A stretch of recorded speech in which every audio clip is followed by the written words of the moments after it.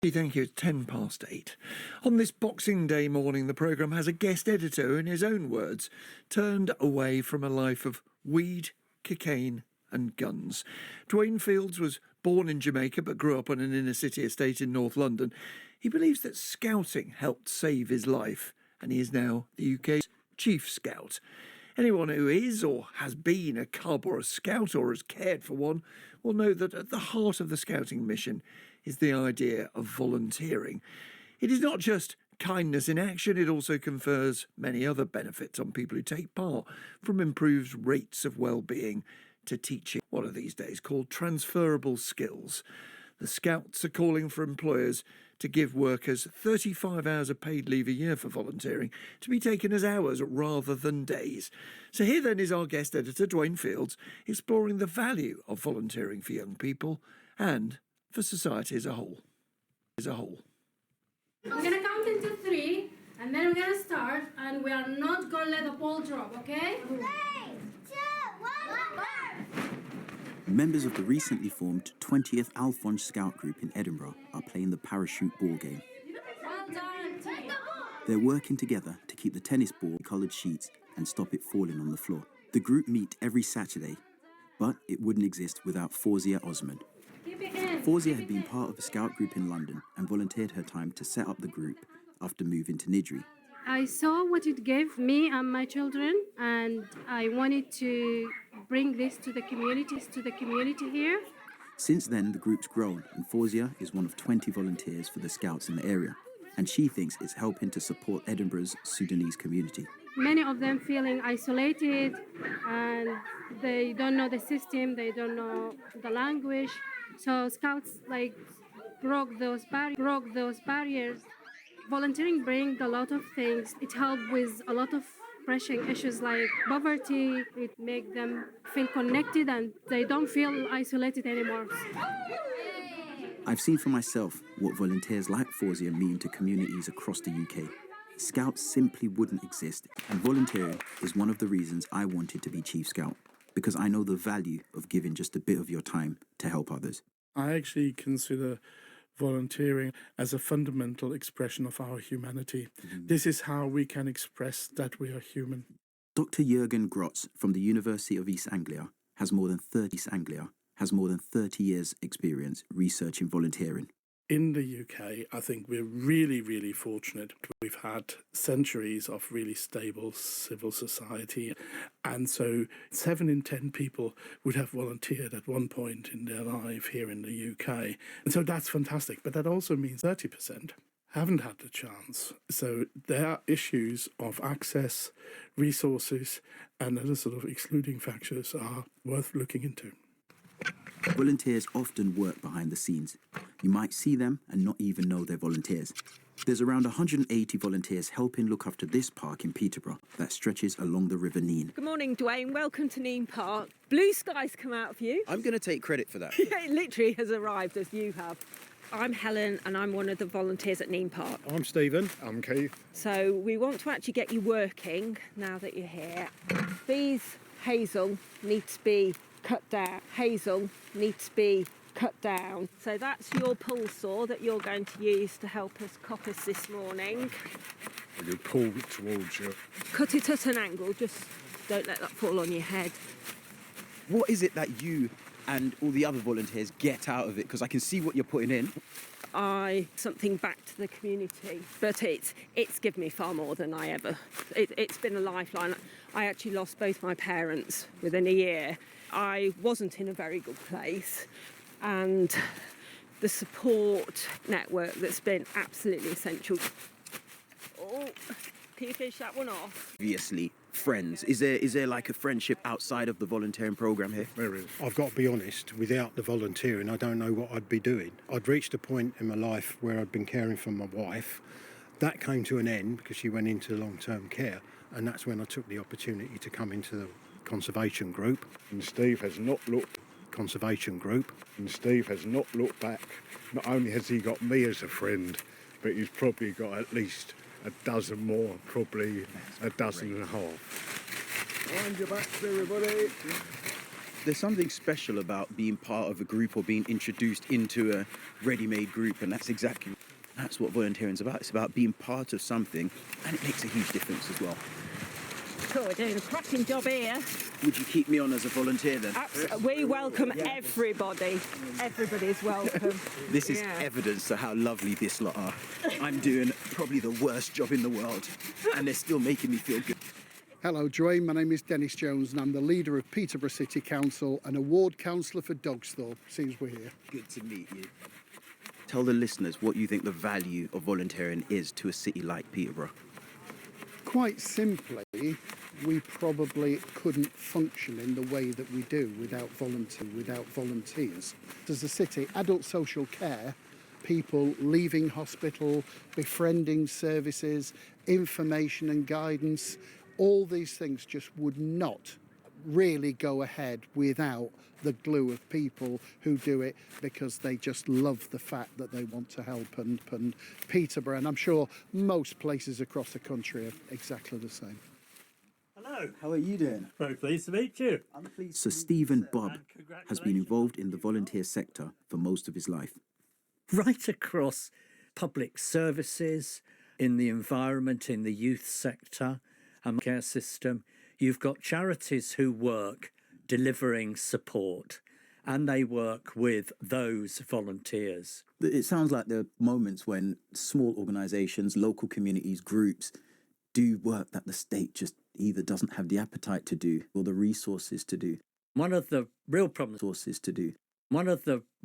in our NHS is frail elderly people who end up in hospital beds, which they don't need. They end up there because there's a lack of community care. And what for example, the Red Cross did through their volunteers was that if the doctors then said, oh, actually fit to go home, they'd take them home, they'd check whether there was milk in the fridge, bread, etc. Because what often happens is that person goes out, it's icy weather, they have a fall back in hospital. Yes. One particular area, the hospital did an investigation about why was it all these elderly people were having falls, and it was because they'd take the wheelie bins out when it was icy. Very cleverly, they worked with the GP practices and the Scouts. And when it was icy weather, it would be the Scouts who would go round and take out the wheelie bins. Now, can you imagine how much money that saves the NHS? Because a hospital bed costs that. Back to meeting Helen and Keith and Stephen in Nene Park, and for me, that was a day full of all the things that I love. I love being outside. I love making a difference. I love meeting new people. I actually didn't want to leave yet. I was really looking forward to a cup of tea. Maybe that's my reason for going back, but I enjoyed that activity. And I think there are a lot of people out there who would enjoy it just as much as I did, if not more so. So because of that experience, I think I want to leave the last word to Helen, Keith and Stephen. It filled a huge void in my life, and I'm grateful for it. We're a friendly little group. We're learning all the time. Socially, we get on as well. Every day's a learning day. It's a real privilege to spend time with these people.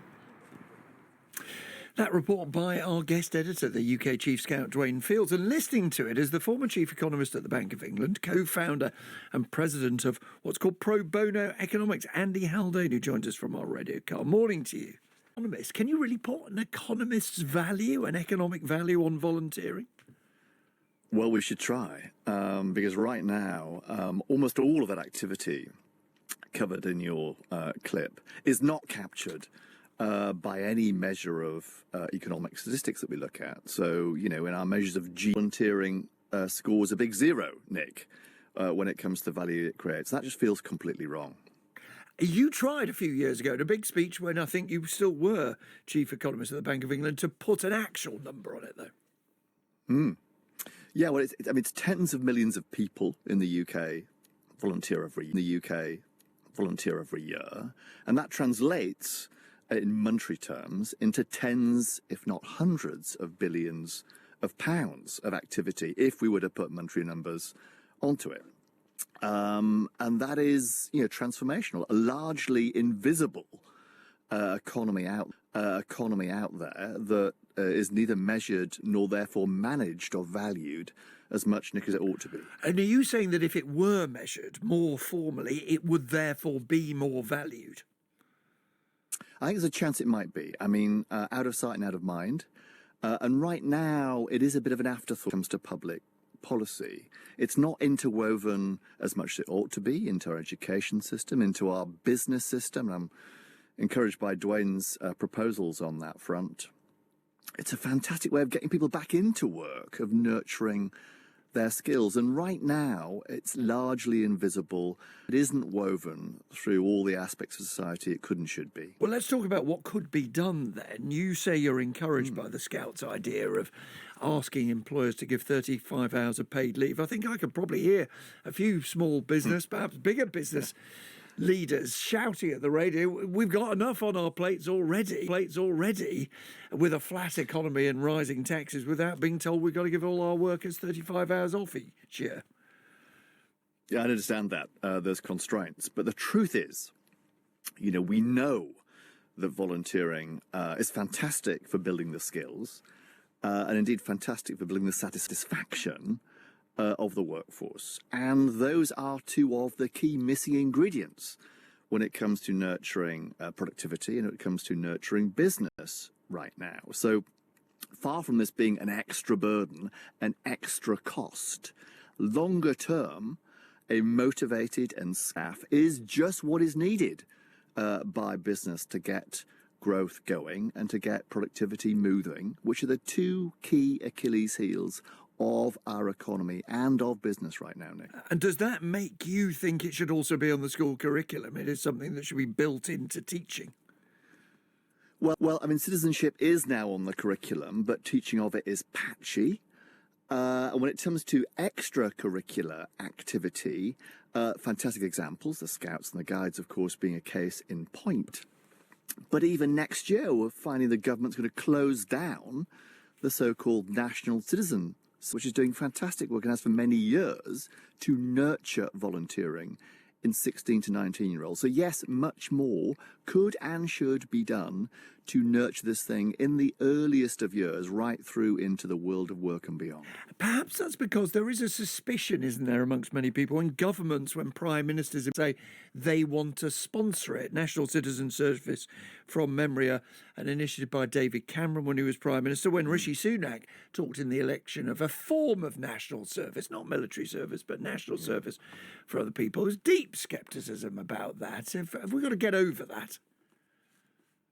We do. And, it's true that the big society under David Cameron and initiatives since have rather run aground. This needs to be built from the bottom up rather from the top down. All the fantastic volunteering does occur from the bottom up, but does need a bit of TLC and indeed in some cases financial support from government to get going. This should not and must not be seen as it was back in 2010 as code for cuts, as code for austerity. That's why big society founded. This is about, erecting what's sometimes called the third pillar of society, the civil society pillar, and that needs care and support, but not huge amounts of extra money to get going, Nick.